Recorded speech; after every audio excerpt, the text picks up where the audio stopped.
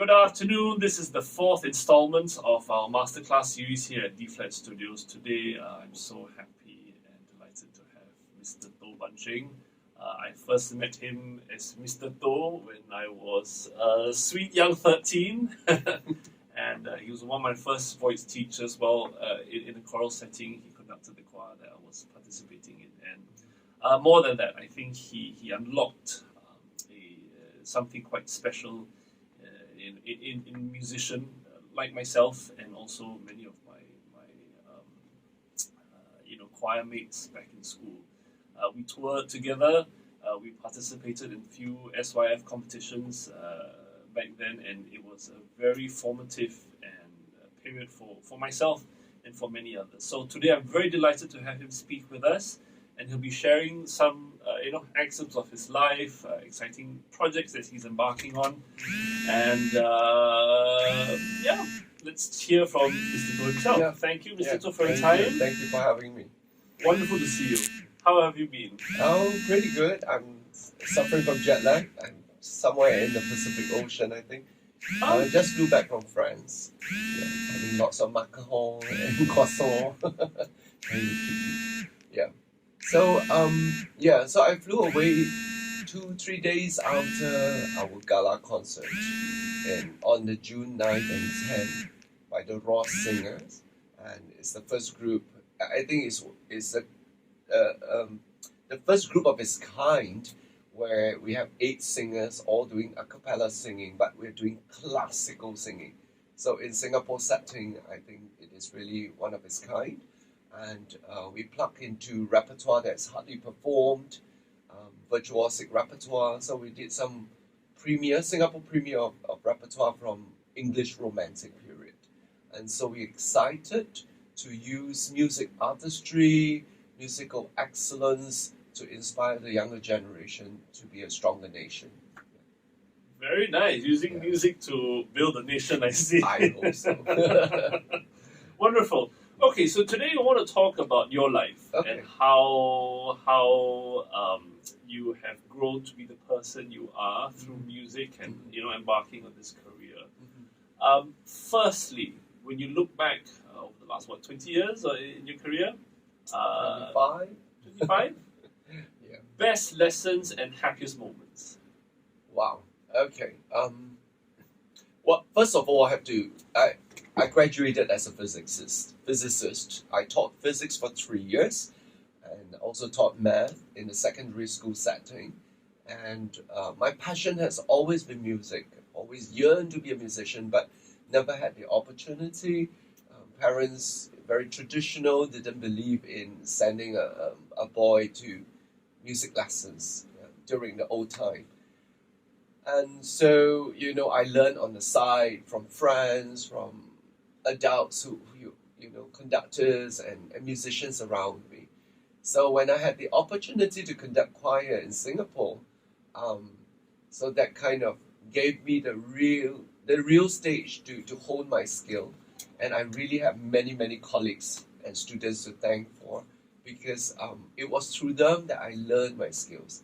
So I think after teaching 3 years as a physics teacher, I had the opportunity to work in MOEHQ to oversee choral activities in Singapore. It was Choral Excellence Program at the time. It was Choral Excellence Program, which is non-existing now. It stopped about 2003 or 2004. We should bring it back.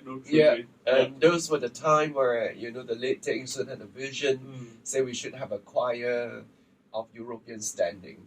So we grouped together, 10 very good choirs of the nation, give them money, incentive, fly clinicians in, train them. And so very quickly, our choirs kind of rose to the international standard. In the 90s, we started competing internationally.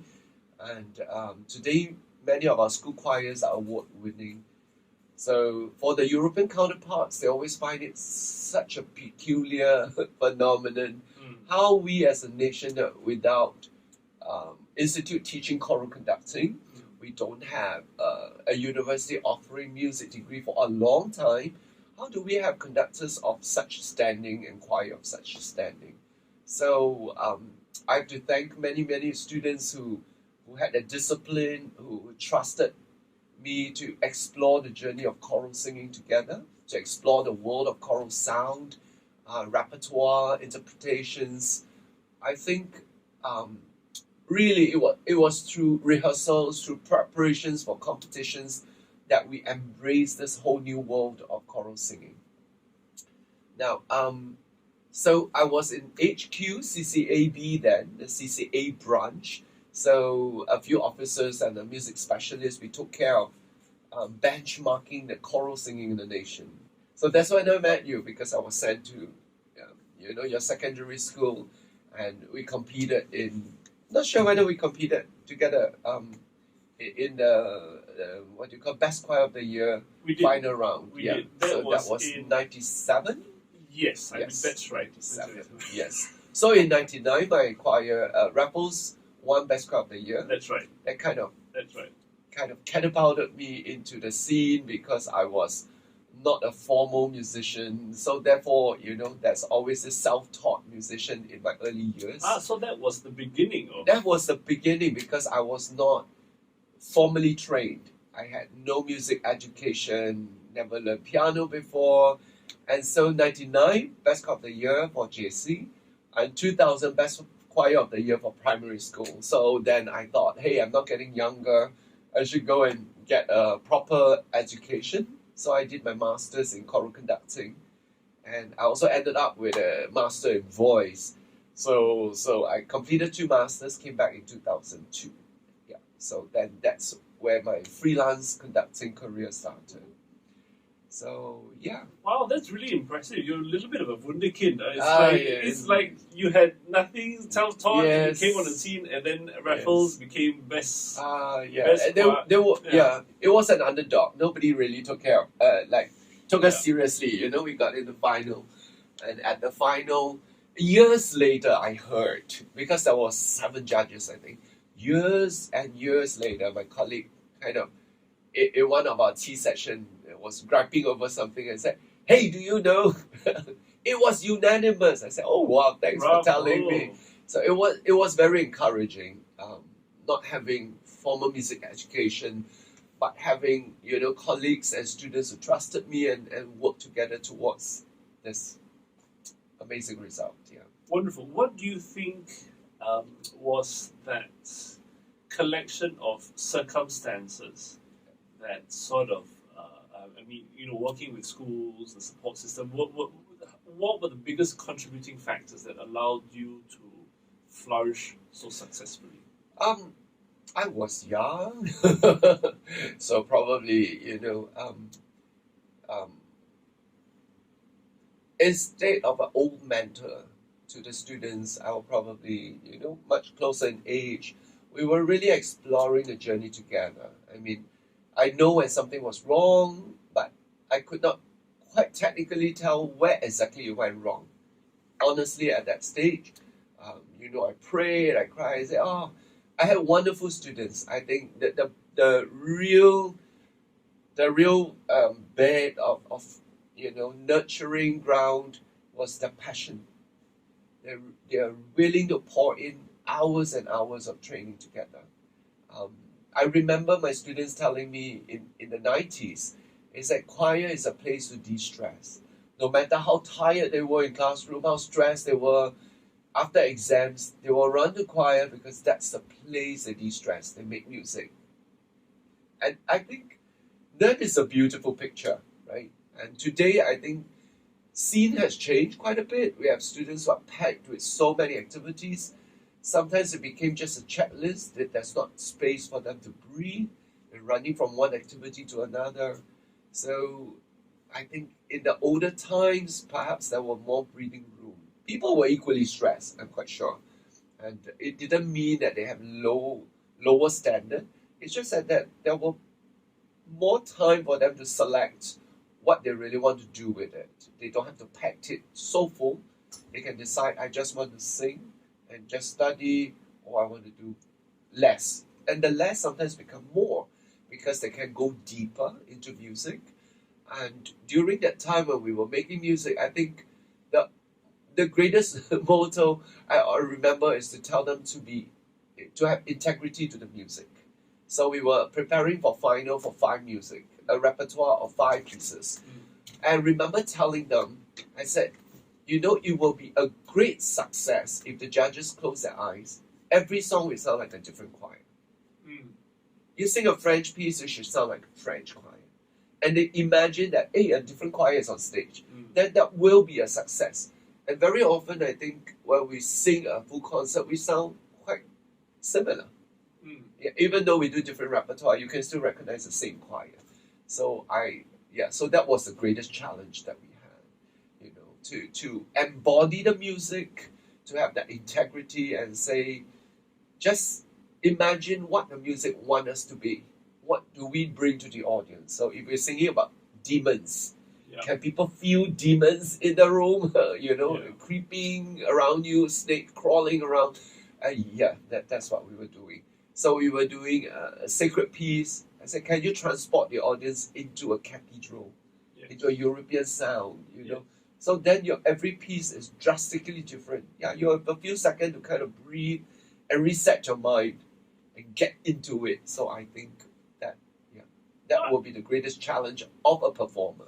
I remember this, and we used to select repertoire that had rain. Right? Very contrasting. Completely. So it shows depth of the choir as well. So from in the same program, madrigals and sacred music, and then on the other hand, you could be doing. I mean, like there was this piece, the set piece. Was it Yongbin or something that it was market calls, street calls. Yeah, and that's and right. The Cantonese dim sum thing. You know, it's all coming back to me now, and it is such a different tone, right? Because you want to emulate the screaming, the street vendors. Correct, and then the sound has to travel to the very sharp, sort of ping. So,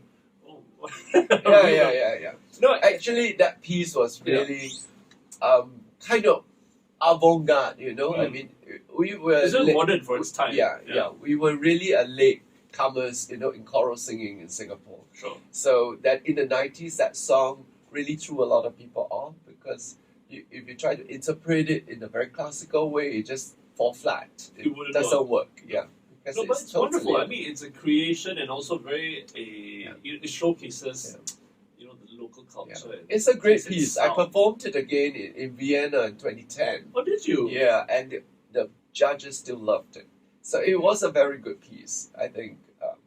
A piece with lots of character is very contrasting to classical phrasing and whatnot. Yeah. So it's just a screaming street calls, right? All right, and you were talking earlier about mentors, right? What are some mentors that inspired you? That's right, yeah. I don't have personally a mentor who teach me, so therefore I think I can truly say that I was a self-taught musician. But I learned a lot by listening and watching.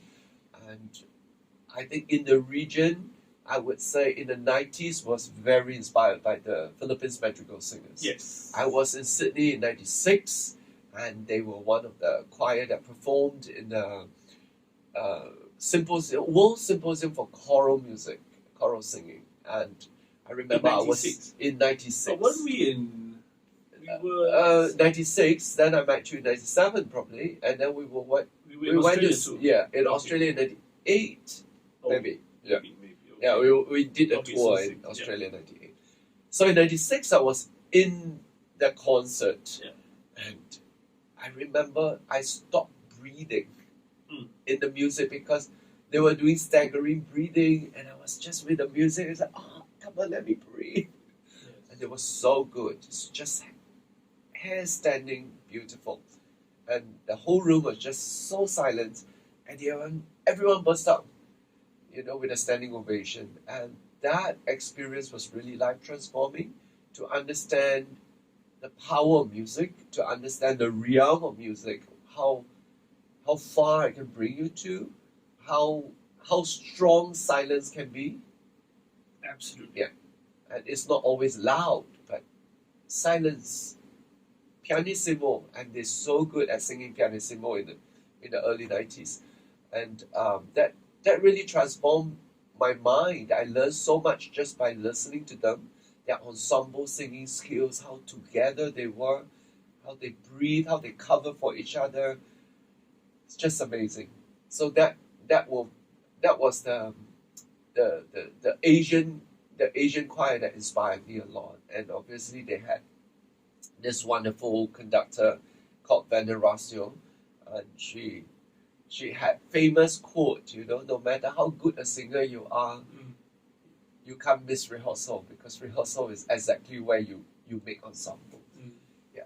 So then, so it talks, choral singing really bring out a lot of humility, a lot of teamwork. It's actually the hardest team. Yes. I always tell my choirs, people think everyone can sing and everyone naturally sing well. And you imagine a sports. If you think two people do synchronized swimming, is so difficult. In a good choir, it's 40, 60 people doing synchronized singing exactly. Same dynamic, same pitch, same pulse, same phrasing, same climax or whatever. You have to agree in order to bring out the power in choral singing. So I call it the power of unity.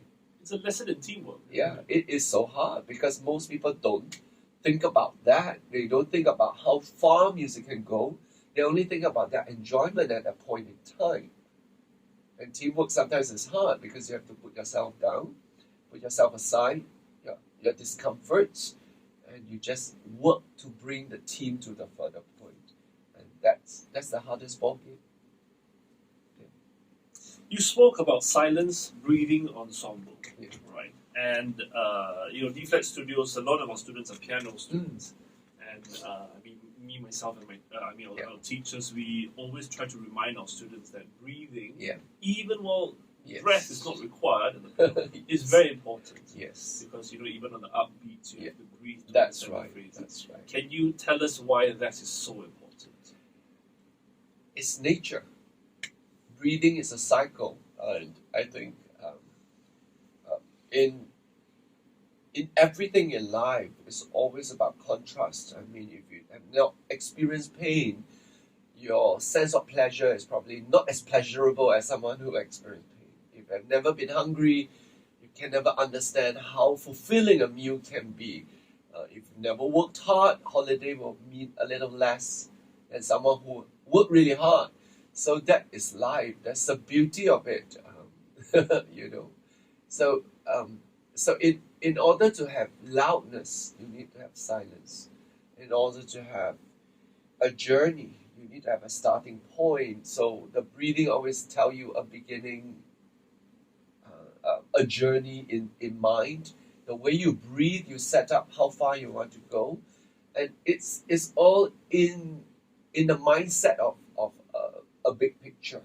So I think reading, silence, phrasing, and you often hear piano teacher tell the students, sing, make your piano sing. Yes. So basically it's just a natural idea of expressing a phrase. When we say something, we need to know when to punctuate, we need to know when to slow down, when to speed up, so that the communication is more interesting. So it all comes back to life, comes back to common sense and your experience. So if I say the same thing the same way 3 times, it just get really bored. So but that's the job of the teacher. You just keep repeating. That's why you have to repeat it differently, either louder, softer, or silence. Exactly. What are some of the most important lessons that can be learned, or that you've learned as a choral conductor? Well, choral singing in Singapore is really a very privileged activity. We being bilingual, very cosmopolitan city, we are really very embracing of all cultures. So we do music from, Latvia, Lithuania, to Africa, to South America. We embrace all kinds of music. So that is something very unique in Singapore. We really take on languages quite readily. If we do research, we have no problems. At the same time, we are so comfortable with Asian languages. We speak Mandarin, we can sing Japanese, we do Indonesian, we can do Korean. May not, to the best of the native speaker, but I think we come quite close to it. So that opens up a lot of cultural exchanges. As a choral singer, you learn so much about other people's culture, you learn to empathize, you learn to feel the saddest music, feel the most exuberant music. And the greatest gift of it is to be able to do music of different centuries. So if we go all the way to Renaissance music, where the music was not composed in tonality in mind, it was composed in church modes. It was not composed with bar lines in mind. It was composed with just a Gothic accent or the syllabic stress of the language. It teaches so much in the way we express ourselves, because when you do polyphony music, it's not always even. So you climax, and then I climax, and then you climax, and then you climax. So all four parts, if we're doing SATB, all four are equally important. Just having a good soprano section doesn't do it in the Renaissance music. And so it really highlights the beauty of everyone having a role to play at different point in time. And in order to bring out the essence of Renaissance music and the intelligence of those composers, we really need to understand how it came about, how they devised it, how they put the music together. And it's so different from all the music that we learn from Baroque period onwards, because all our theory comes from Baroque period onwards, 17th centuries, tonality, dominant, to that, going home with that. It's a whole different world. And then you talk about tuning. It's not tuned to the piano, but it has just intonation tuning to create that overtone, the golden fifth, and the sensation. It's a color that our modern instruments cannot recreate. Yeah. Unlike the voice. Yes. Yep, Yeah. right. So it's you the have first instrument after all. correct, Voice, yes. and then you get you really open up the whole world of how these composers compose those music for cathedral acoustics. So if you get the chance to go to Europe, you sit in the cathedral to hear the sound, how it reverberates. It's so much. And it ties into physics. I mean, right? The Yes. science of sound Sure. has to do with Yes. architecture as well. Sure. Yeah. So the resonance, the standing wave, and all that, and it also brings back so much of history, because you can go to Europe and just enjoy the architecture, but you can also sit in a space and listen to music that was created hundreds of years ago and still relive that moment. Oh, So yeah, beautiful. one of my greatest joys, if you chance upon someone singing or a choir singing, when you visit a church, it was one of my greatest joys, greatest finds, because it's so rare to find them still doing the even sound and all songs, that nowadays. Yeah. Yeah, that's the magic of acoustics, architecture, history, knowledge of the way they devise the music. It's so beautiful. It's so many dimensions. So I think our singers are very privileged in Singapore if they dare to explore all this different repertoire and to just get a glimpse of what all these geniuses did in the past, or what they imagined. So so it really teaches a lot in choral singing, not just having beautiful voices, but to really empathize, to have the integrity, to collaborate, to listen, to sound beyond your own voice, beyond our singing voices. The angels sing in the air when everything falls into place. So that's the resonance, that's the overtone that I always yearn to hear. And I think all the world-class choirs would create that sound. So speaking of Singapore, tell us what you're doing with your residents of Singapore. Yes. So in April, incorporated this non-profit organization called Resonance of Singapore Limited, and it aims to build a stronger Singapore through music. So in this organization, we will have different tiers of choirs. So we have a branch of performance, and we also have a second branch of education, where we do seminars, we do master classes, workshops, all kinds of things, small scales, big scales. So that will be the education. We do research, we do publications, and then the last one we really want to do is to do social bridging, community engagements, because I think music is so powerful, but there's also a big segment of people who have not had the experience or the privilege of enjoying choral music in that level. I think music is life transforming, and I've seen in my own experiences, kids who come in really rough through choral singing and the discipline, they become really quite refined and charming at the end, 4 years or 2 years of training. So we want to have this goal of building a choir for underprivileged children and allowing them to also have the luxury of choral singing. Hopefully we'll bring them to represent Singapore one day, in Europe, in the world stage. Yeah, so this non-profit organization basically has the 3 branches, and we want to use our various programs to really reach out, to be embracing, to encourage people to come and pursue excellence, not for the sake of excellence, but for a stronger character, resilience, perseverance. Because I think sometimes young people, or the general impression sometimes when we look at successful artists is that they're so talented, but we don't see the hard work that goes behind it. And I love stories that tell the whole picture. You see the success now, but what are the hard works, that sweat and tears that went behind it? And those are more powerful to me. Recently, I came across a tenor that I really love, and in the opera world, and he's so humble, and he shared about his life story. And when he was studying in Vienna for 6 years, he did not get a successful audition, did not get cast in any opera, did not win a competition. And I was just wondering, as someone who is preparing for a professional world, how do you survive the 6 years? You don't get a gig.